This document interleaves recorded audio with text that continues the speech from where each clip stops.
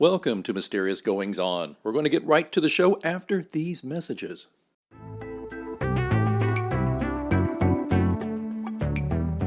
You know, I love podcasting. I have since 2006, back when you had to use like a Dixie cup with string to make the thing work. And that's why I'm so excited that we recently moved Mysterious Goings On to AnchorFM to record our podcast. I gotta tell you, I don't regret it a bit. If you haven't heard about Anchor, it's the easiest way to make a podcast. Let me explain.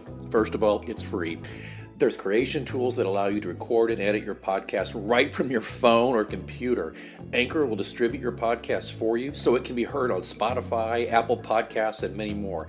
And you can make money from your podcast with no minimum listenership. It's everything you need to make a podcast all in one place. I'm not going to lie to you, when I first heard about Anchor, I was a little dubious because I've been doing it the hard way for so long. But I got to tell you, it's very easy. Use a Stripe account. Get sponsors. You're not paying monthly hosting fees. The sound quality is great. The distribution is phenomenal. Friends, download the free Anchor app today if you want to start your own podcast, or go to anchor.fm to get started. Remember, you heard it here first on Mysterious Goings On.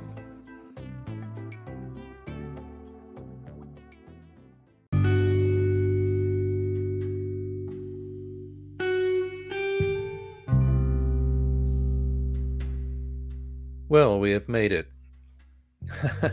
Made what, you may ask? Well, I think what we have made, barring more ridiculousness, I think we have made it past a very crucially scary, dangerous time. Don't get me wrong, we have many, many long miles to go before things can approach normality.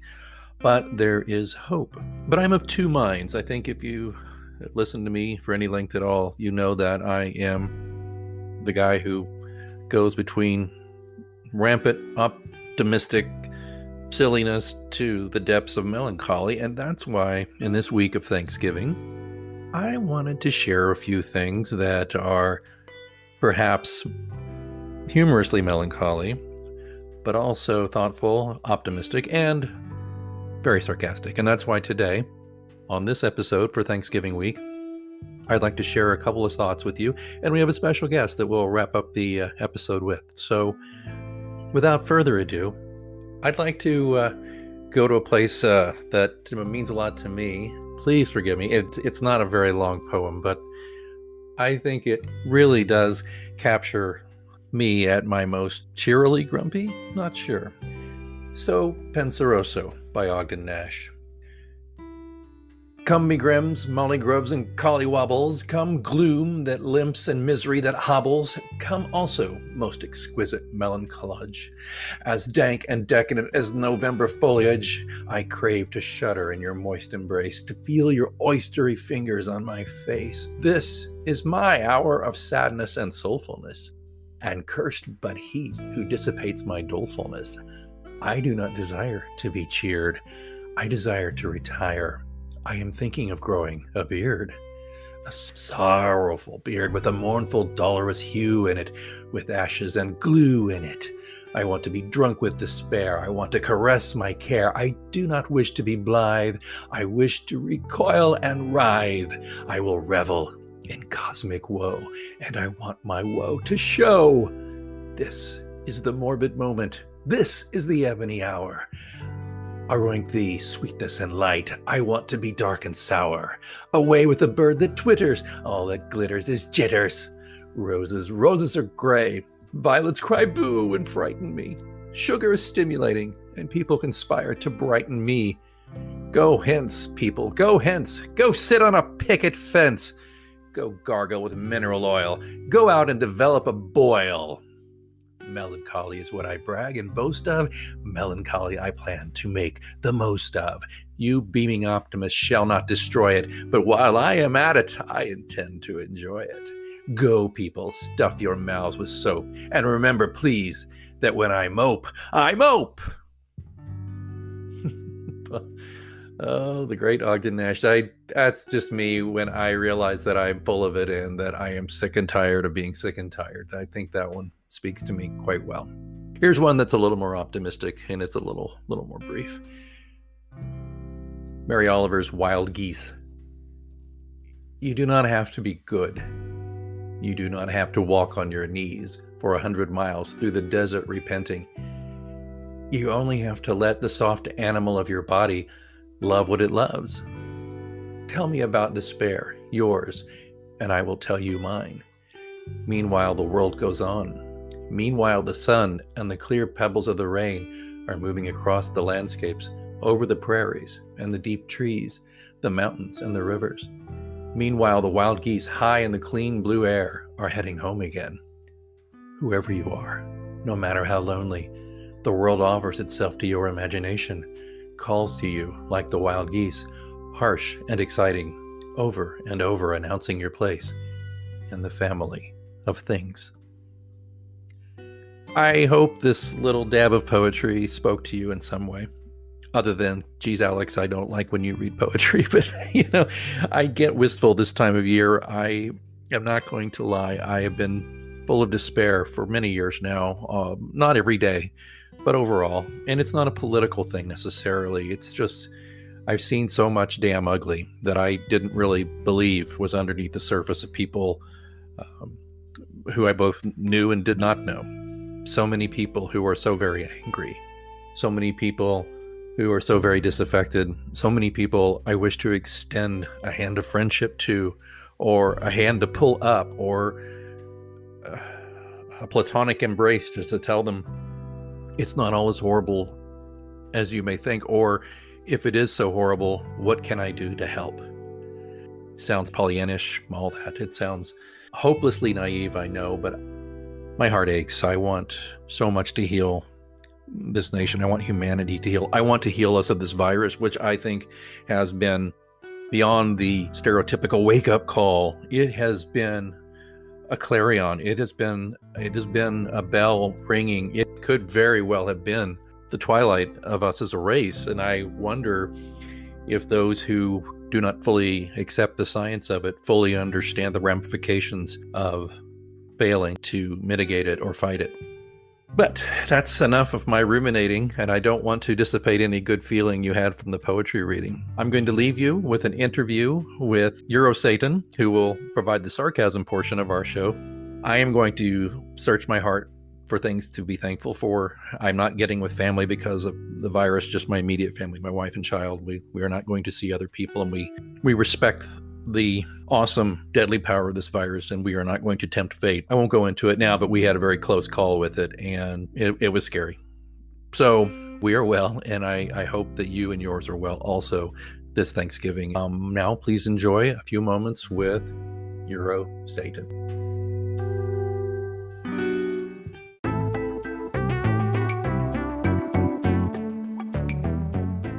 You know, the devil's in the details, and that's why it's important in these strange, horrible, crazy, weird times that we hear from our Sultan of Subterranean Sarcasm himself, Eurosatan. Hello, my friend.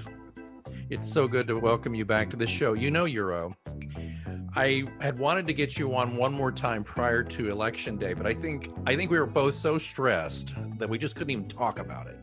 Yes, absolutely, my friend. But thankfully, we're through that part and can focus on the next crisis. Yeah, I mean, we're living in a crisis. Well, speaking, Euro, about the election, it's over. Biden won, but Trump and the Repubs are doing everything they can to gum up the works. So, will this work? Well, we will know for sure after the January 5th runoff, but really, the fact that 40% of the population believes that the guy who goes to church every week and visits his son's grave is the Antichrist, and the guy who golfs every week and his own properties on our dime and paid off a porn star is the chosen one. Tells you all you need to know about the amount of gum that is already in the works. Washington is a friggin' doublemint factory, my friend. Is democracy endangered by this? Oh, my sweet, naive friend. Everyone knows that after Citizens United, America officially left the dreamland of democracy. The only question that remains was if it would become an oligarchy, a plutocracy, or a kleptocracy. And the real kleptocrats stopped the Keystone kleptocrats from accidentally exposing their big scams. But the real fun will begin when Jeff Bezos' robot army meets Elon Musk's alien force in the Battle of Silicon Valley. The only chance the humans have is if the 5G and Bill Gates' secret vaccine implants works and turns you all into an army of zombies that can destroy the robots and the alien hordes. Just ask the Q. He has copies of all of the ancient scrolls that they found in those sarcophagi in Egypt. It predicted all of this.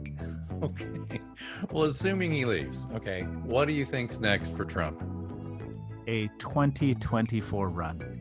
You think he'll run for president in 2024?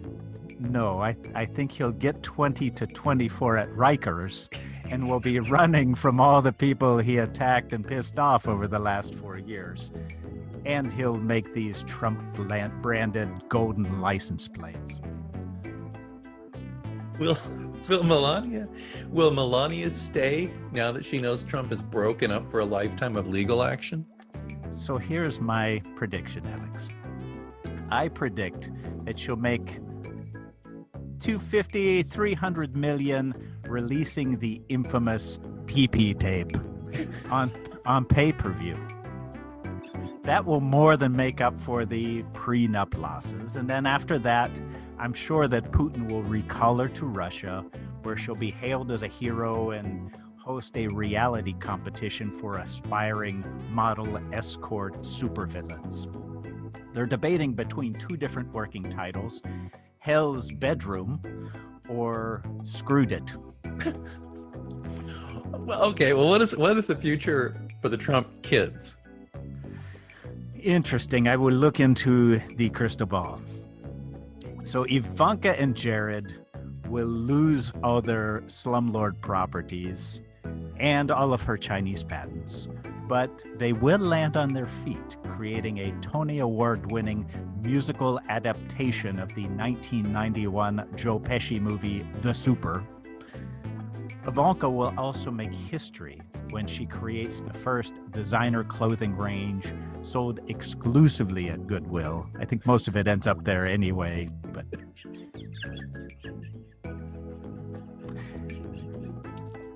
Don Jr. and Eric will employ their skills hunting endangered species and their love of TV to create a new show for HGTV called Exterminator Brothers. And my friend, the first episode, the premiere, will have a coked up Don Jr.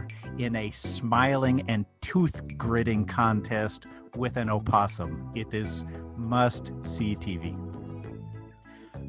Baron will quietly change his name and spend his inheritance on therapy and his collection of Pinocchio artifacts and collectibles in an effort to become a real boy.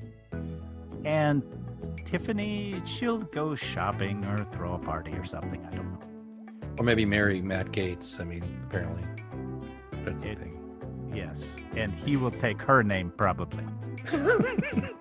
What will you do, assuming Biden is in, to cause mischief and entertain yourself? I mean, what are you going to do?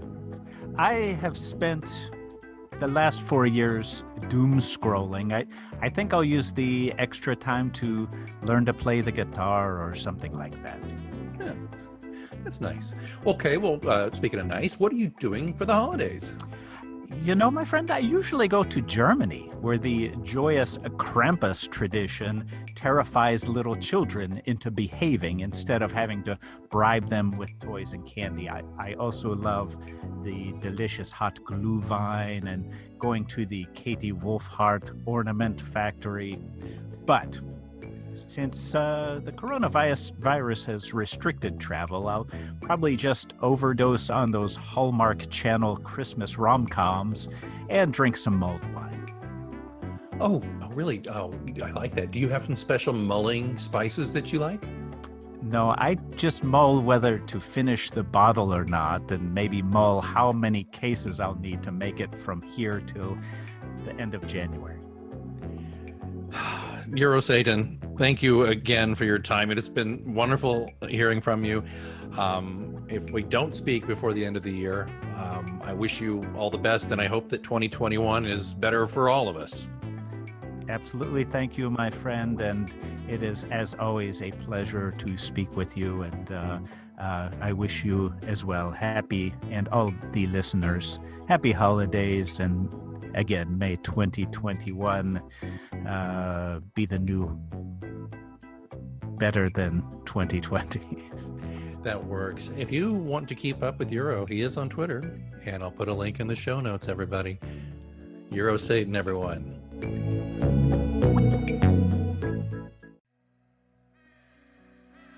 Thanks so much for listening to Mysterious Goings On. Don't forget we have a complete archive of all of our interviews, monologues, updates, live readings, dead readings. All of that stuff is available at mgopod.com. And of course, don't forget to subscribe to us so you never miss an episode. We're on Apple Podcasts, Spotify, all the usual suspects. Please join us there. Again, don't forget, mgopod.com also has links where to find me on social media and how to get in touch in case you want to be a guest here on the show. Well, I think it's time that I move on for this week, but until next time, keep reading.